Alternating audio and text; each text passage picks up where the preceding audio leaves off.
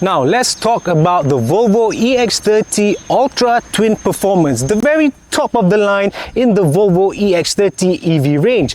This car is small, but it packs a big punch and it punches well above its weight. So if this is going to be your first EV, or you're looking for a car that's just an upgrade from your previous one, then this car might just be the car for you. There's a lot to love here and maybe a couple of things to learn. I'm Adam, let's get into the Volvo EX30 Ultra Twin Performance. The Volvo EX30 boasts a sleek, athletic design with a wide stance and sloping roofline. Its pixelated Thor's hammer LED daytime running lights, clamshell bonnet and prominent wheel arches enhance its modern appeal. The Ultra Twin Performance variant stands out with larger 20-inch wheels compared to the 18-inch wheels on the Plus and 19-inch on the Ultra variants, giving it a more commanding presence. Additionally, the Ultra Twin Performance features unique exterior trim elements that distinguishes it from the other models. Now let's start with the fun stuff. This little dynamo packs 422 horsepower and 543 Newton meters of torque. What that means, 0 to 100 in 3.6 seconds. 3.6 seconds! Wow, it's definitely a different feeling when you do that in the EV. It's just like, wow, it just pushes you back in the seat and you get all this tingly feeling in your stomach. But that's not all it is. It's also got a twin motor setup, which means it's also planted and grounded. So when you're driving in the spirited drive around the corners, it does feel grounded and planted. But here's the thing about Volvo EVs that I kind of find, in my personal opinion, it doesn't hide its weight very well. It still feels quite heavy, and it feels like, you're driving a heavy car. This is a small SUV, but I just feel the weight when going around corners. So whilst the twin motor performance gives you this all-wheel drive, I still feel like the fun part is when you're going from a standstill to 100 kilometers an hour. It is proper fun. It gives you that funny feeling in your stomach. One of the other things that Volvo excels at, to me anyway, is the ride. It's just so nice. There's no fancy electric, magnetic, whatever suspension in the EX30, but when you go over speed humps, it's just smooth like that, and there's no noise. The suspension, it's quite like it's insulated very well, so when you hit potholes, you don't hit the boom noise and stuff like that. So I like the ride, but the handling, I don't know, it's okay. It does feel confident and planted, but I just feel its weight. So some people are calling it a hot hatch, but to me a hot hatch feels light. When you go into a corner and stuff, it just feels like it darts that way. But with this car, it does feel like you are carrying a lot of weight. But hey, I don't think a lot of people are going to be taking this up for rallycross or anything like that. It's just primarily going to be driven in the Klang Valley, where traffic light to traffic light, that speed is important sometimes. I mean, the seating position is nice, the steering wheel feels nice.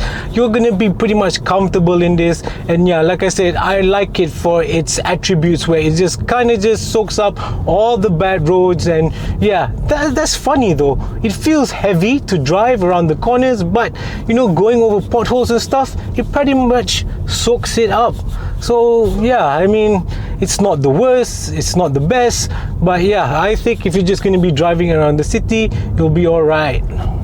Also, because this is a Volvo, safety is non-negotiable. Of course, it's got all the good stuff. It's got adaptive cruise control, it's got lane keeping assist, all of that fancy stuff. And in Malaysia's unpredictable roads, this is something that you'd want in an EV, especially an EV this fast.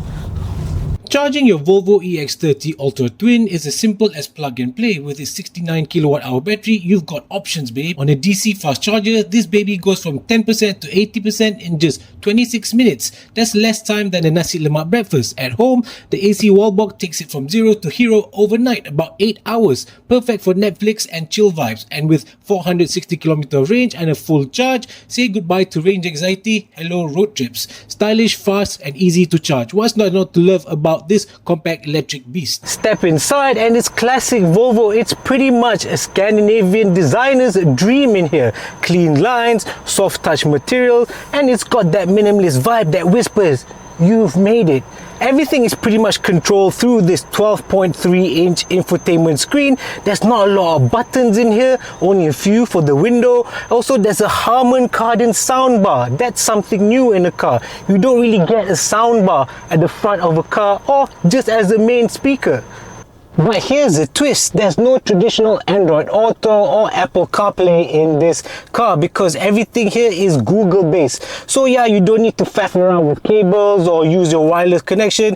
You just sign in a few things here and you're pretty much good to go with your navigation, with your Spotify, and there's YouTube. Okay, usually you don't get that, but this YouTube feature I like because I have kids, and the other day when I had to wait for my wife and we were just waiting outside, my son had a ball of a time watching YouTube videos, his favorite ABCs, through this very bright, very crisp infotainment system.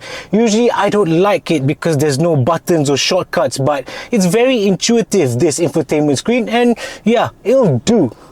Okay, there's not pretty much a lot of things not to like about the Volvo EX30, but if you had to pick one, it's probably this area here at the back. It is not the most spacious, the floor feels quite high up, and yeah, I mean, like compared to the Smart #1, which is pretty much its sibling from its family members, it's not as spacious. But nonetheless, I'm not saying it's not comfortable, because it's comfortable. The seats are nice, the materials are good, and yeah, there's okay knee room, there's okay headroom. Yeah, there's no air vents back here. The controls for the windows are back here. There is, however, USB-C, but yeah, if you were to nitpick, then this might be one of the areas where the Volvo EX30 doesn't shine. But if it's just like your city car, you're gonna be alright just whizzing around town, and people back here won't complain as much, especially when there's the panoramic glass roof that's huge. That lets a lot of light in, and yeah, it gives you the illusion there's a bit more space than what it actually is. Considering that the rear passenger room isn't the biggest, it must have a small boot, right? Well, let's have a look.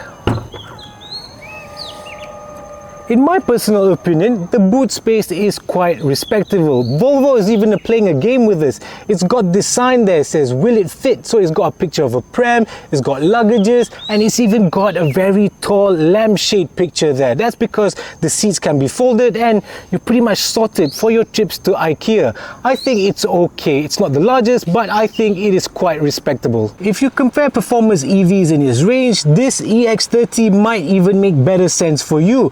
Let's compare it. For example, the Brabus Smart #1. That's a bold, flashy thing, and that's going to set you back around 250,000 ringgit.